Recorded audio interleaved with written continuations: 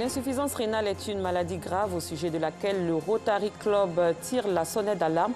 Cette association a organisé ce samedi une séance de dépistage gratuit de cette pathologie. Des manifestants ont été dispersés sans ménagement au Burkina Faso. Ils demandaient la démission du président Roch-Marc Christian Kaboré et affirmaient leur soutien à la junte malienne visée par des sanctions de la CEDEAO. Bonsoir, vous suivez le 19h.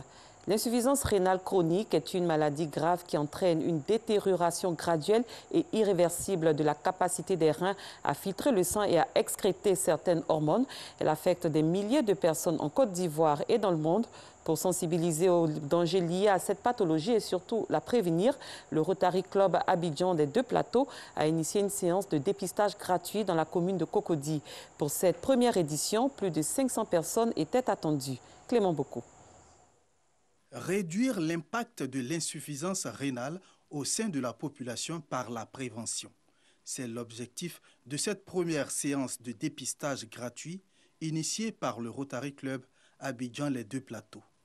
Pour débuter ce rendez-vous, un hymne rotarien exécuté pour traduire l'humanisme et le sens de l'amour pour sauver des vies. Nous accompagnons les gouvernants, nous donnons quelques coups de main aux populations à travers la promotion de la paix, la lutte contre les maladies, l'approvisionnement en eau potable, la santé des mères et des enfants, l'éducation, le développement économique local, la protection de l'environnement.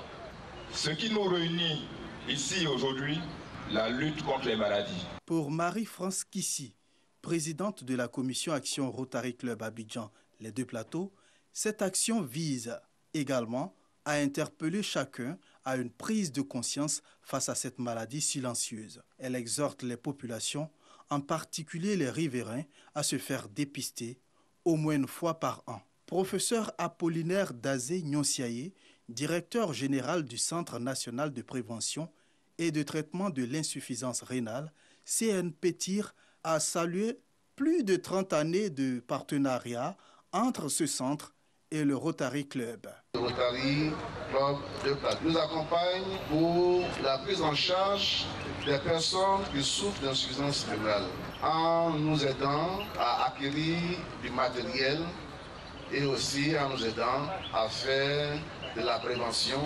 Cette année, la journée internationale du rein se tiendra à San Pedro dans le mois de mars. Un dîner gala de bienfaisance visant à assister le Rotary Club dans l'accomplissement de ses objectifs se tiendra le 12 mars prochain. Cette campagne de dépistage gratuit de l'insuffisance rénale a été marquée par des témoignages et des remises de certificats en guise de reconnaissance. La Jeune Chambre internationale Abidjan-Lagune a effectué samedi dernier dans la commune de Cocody sa rentrée solennelle. Une cérémonie marquant également le lancement officiel de ses activités et qui a permis de présenter le comité directeur local ainsi que les commissions de travail. Abdoulaziz Guira, Georgette Ido Fofana. Prestation de serment, coupure du ruban, nous sommes à la rentrée solennelle de la JCI, Jeune Chambre internationale Abidjan-Lagune. Cette cérémonie lance officiellement les activités du mandat 2022. S'unir pour impacter positivement la commune de Cocody. Telle est la vision que s'assigne ce mandat. Nous allons mettre l'accent cette année sur le développement des membres. Nous allons les former. Il y a des formations internes, des formations publiques, des séminaires de formation pour permettre aux membres d'avoir les outils nécessaires, aller dans la communauté, commencer l'impact communautaire. Cette nouvelle instance de la JCI Abidjan-Lagune bénéficie du soutien de Siele Silué, conseiller spécial du Premier ministre par ailleurs, parrain de la cérémonie. Unir pour impacter est pour moi quelque chose de fondamental. Le travail en équipe permet aux uns aux autres de s'exprimer dans un cadre bien approprié. J'ai eu donc l'occasion de leur dire que pour travailler en équipe, on a besoin de l'humilité. Composé de 23 membres, le comité directeur local pour la mandature 2022 de la JCI Abidjan-Lagune entend réaliser ses projets avec un budget de plus de 31 millions de francs CFA.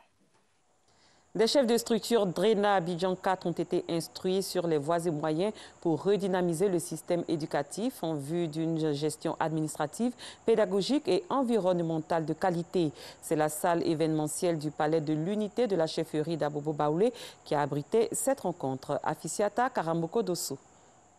Dans le cadre de la mise en œuvre de sa matrice d'action 2020-2021, la Direction régionale de l'éducation nationale et de l'alphabétisation Abidjan 4 s'est dotée d'un vaste programme de visites dans les structures de l'enseignement primaire et secondaire, privées et publiques. Ce programme a permis de constater plusieurs problèmes liés à la gestion des structures éducatives.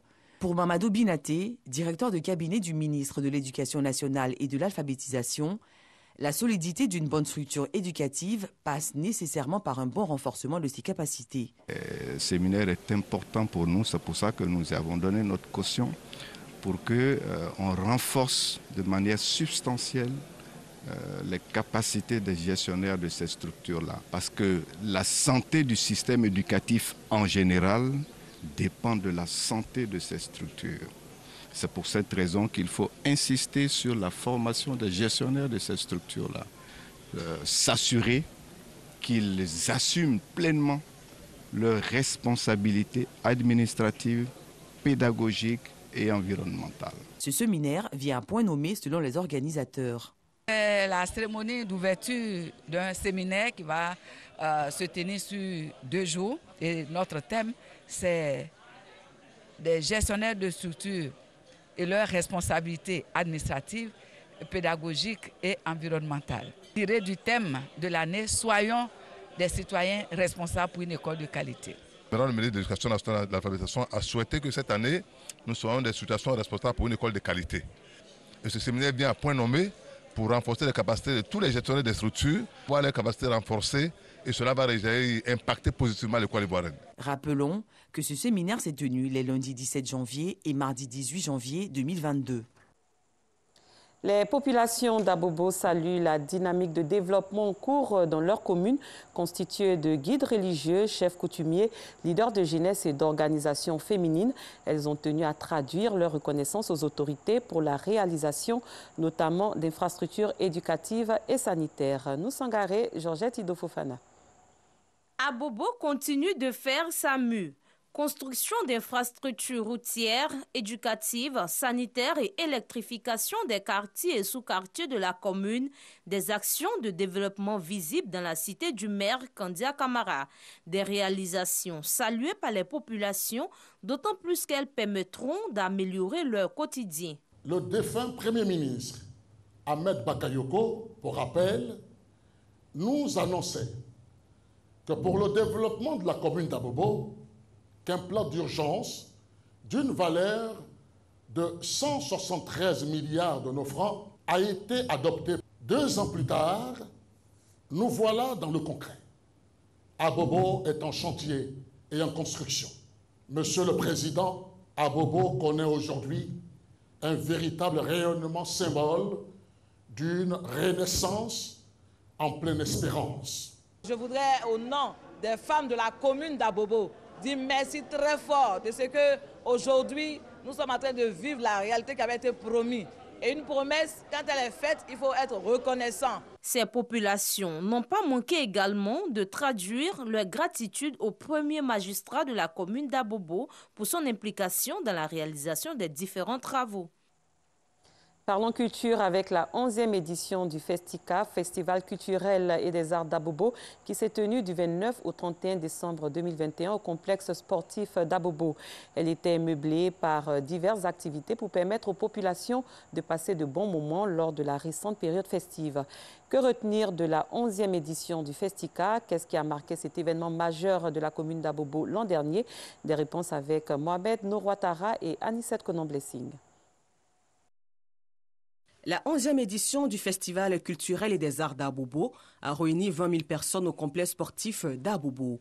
Un carnaval haut en couleur dans les artères de la commune a marqué le début de ce festival avant une prestation de l'artiste Boumou Mamadou pour permettre aux festivaliers de passer de belles fêtes. Je voudrais féliciter Kunta et toute son équipe pour ce beau cadeau aux enfants d'Abobo Je pense que des initiatives comme celle-là doivent être encouragées par toutes les autorités. Cette cérémonie qui s'est déroulée sur 3 jours a été meublée par plusieurs activités et l'attraction principale était le village du festival pour permettre aux festivaliers venus de l'international de connaître la culture ivoirienne. Et ici à Abidjan, dans cette belle ville et dans cette belle commune d'Abobo, c'est de passer 2021 à 2022 ici. C'est magique. C'est magique, ces feux d'artifice et tout, c'était juste waouh quoi. Cette 11e édition du Festica, Festival culturel et des arts d'Abobo, a vu la présence de plusieurs artistes internationaux venus de l'Europe et principalement de la sous-région, et elle a bénéficié du soutien de l'UNESCO pour promouvoir cette activité culturelle. Direction la commune de Port-Bouët où on s'intéresse au festival Jean Folie qui s'est tenu récemment. Les grandes lignes de cet événement phare de la commune de Port-Bouët avec notre reporter Georgette Ido-Fofana. Il est à sa 2e édition, le Festival des arts et de la culture dans le quartier de Jean Folie à Port-Bouët. Ce festival a été lancé le samedi 11 décembre 2021. C'est un quartier qui est délaissé durant tout le temps. Et puisque nous sommes jeunes, résidents dans le quartier et ressortissants du quartier, nous avons décidé alors de mettre en valeur nos cultures. Pour cette 2e édition du Festival de Jean Folie, les organisateurs ont choisi au plan national comme invité spécial et parrain Konaté Ibrahim, cadre du RHDP. J'ai accepté d'associer mon image à cette activité pour 2 volets. Et le premier volet, c'est une activité de réjouissance et le deuxième volet, c'est aussi une activité de solidarité. Et comme nous sommes engagés dans la solidarité dans notre commune à Port-Bouët, nous nous sommes dit, si on a des gens qui travaillent pour la commune de Port-Bouët, et qui travaillent pour la jeunesse. Donc nous devons de les soutenir et de les accompagner. Konaté Ibrahim, conscient de l'importance de la culture, a promis de donner les moyens nécessaires en vue de faire de ce festival un atout pour le développement de Port-Bouët. Véritable moment de brassage culturel, le festival Jean Folie a vu le jour en juin 2019. Hors de nos frontières, au Burkina Faso, 2 manifestations étaient prévues ce samedi 22 janvier. L'une en soutien aux militaires en lutte contre le terrorisme et en même temps demander la démission du président Roch Marc Christian Kaboré et l'autre manifestation pour soutenir la junte malienne visée par des sanctions de la CEDEAO. En début de matinée, plusieurs groupes de manifestants ont tenté de forcer le dispositif sécuritaire suite à l'interdiction des 2 manifestations par la mairie de Ouagadougou. Ils ont été dispersés à coups de gaz lacrymogène. En milieu de journée, le calme revenait petit à petit au centre de Ouagadougou et quelques véhicules y circulaient. Les commerces restaient toutefois fermés et les forces de sécurité intérieure étaient positionnées à plusieurs carrefours pour empêcher les manifestants d'accéder à la place de la Nation et au rond-point des Nations Unies. Et de nouvelles sanctions étaient également prévues ce samedi à Bamako et à travers le Mali contre les sanctions ouest-africaines et en soutien aux autorités de transition. Des sanctions endossées par le Conseil de paix et de sécurité de l'Union africaine. L'instance se positionne aux côtés de la communauté économique des États de l'Afrique de l'Ouest, CEDEAO. Il rejette le calendrier de la junte au pouvoir et appelle à une transition de 16 mois au maximum. Dans son communiqué, le Conseil de paix et de sécurité salue la proposition de médiation faite par l'Algérie. Un peu plus loin, la police d'Agadez au Niger a saisi près de 200 kg de cocaïne dans la voiture du maire de la bourgade de Fachi, une localité qui se trouve au nord-est du pays. Il a été directement transféré avec sa marchandise à Niamey. Et après les phases de poule, place au match à l'élimination directe. Les 8e de finale de la Coupe d'Afrique des Nations 2021 au Cameroun débutent demain. À l'affiche ce dimanche 23 février, les matchs Burkina Faso-Gabon sur le coup de 17h GMT à Lembe et Nigeria-Tunisie à 20h GMT à Garoua. Et sachez aussi que la Fédération de football des Comores a communiqué ce samedi la présence de 12 cas positifs au sein de la sélection, dont les 2 gardiens disponibles. L'incertitude règne donc pour les Koela Kantes à un peu de plus de 48 heures des 8e de finale de la CAN face au Cameroun. Cette édition est terminée. Merci de l'avoir suivi. Très bonne soirée. À demain, même heure.